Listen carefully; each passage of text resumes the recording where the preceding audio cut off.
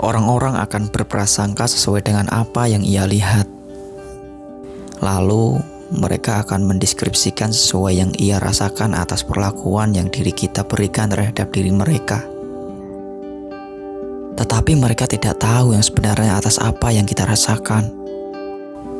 Mereka hanya bisa menilai dan menjustifikasi sesuai apa yang mereka rasakan saat itu. Kesalahpahaman selalu terjadi di lingkungan sosial, termasuk di lingkungan pertemanan, bahkan di lingkungan keluarga sekalipun. Mereka seakan memiliki penafsiran sendiri tentang diri kita. Lalu, mereka memberikan sikap sesuai apa yang mereka pikirkan.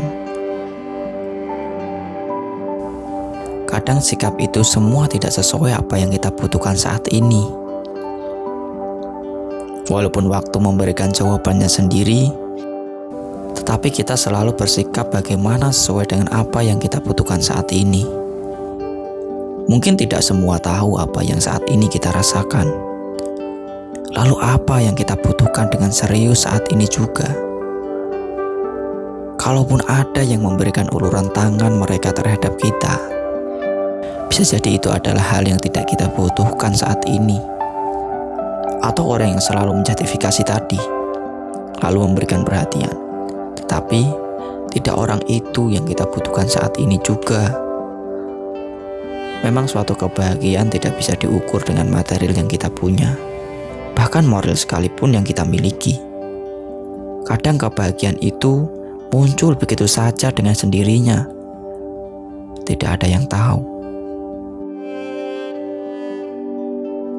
Saat kita melihat anak-anak berlari dengan riang, dengan tanpa beban, dan mereka tertawa lepas, pula kita ikut merasakan kebahagiaan itu.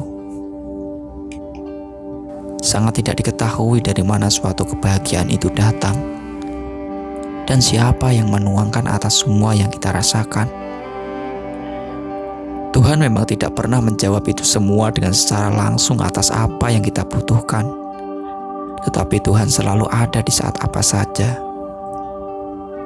Menghardik diri sendiri seakan makanan setiap hari, menyalahkan, membodoh-bodohkan diri sendiri, bahkan melukai diri sendiri pun.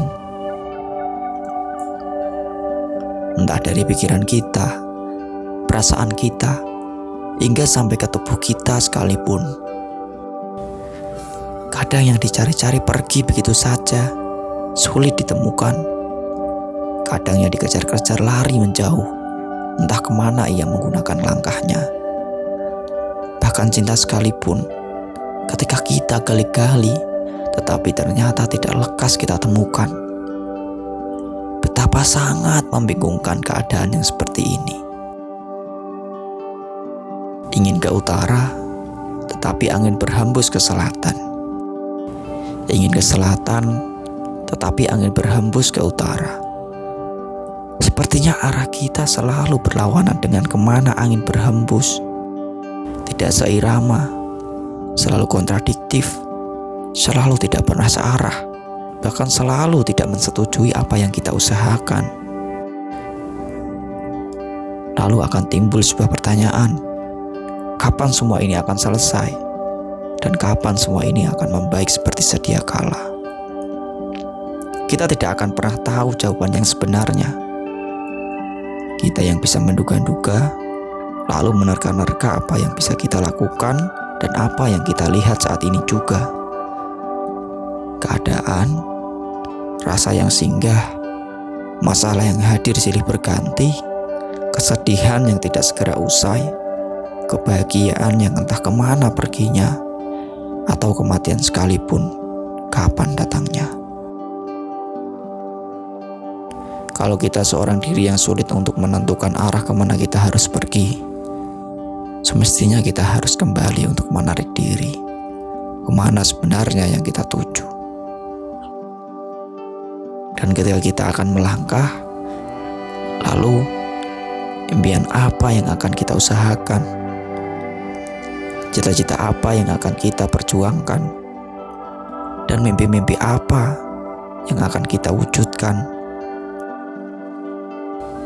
Di saat ini, Biarkan diri kita tenang, merefleksi diri dengan teliti, dan mencintai diri dengan apa adanya. Melepaskan segala beban yang kita pikul bertahun-tahun, memberi istirahat sejenak untuk kembali bangkit, menyembuhkan luka batin yang tidak bisa kita ukur, memulihkan diri yang lelah, lalu melangkah lebih optimis. Dan suatu saat nanti, kita semua akan sadar dengan keadaan, di mana semua itu akan pulih sesuai dengan apa yang kita inginkan. Semoga apa yang kita harapkan akan nampak dalam permukaan. Untuk kita semua, berbaik-baiklah dengan keadaan.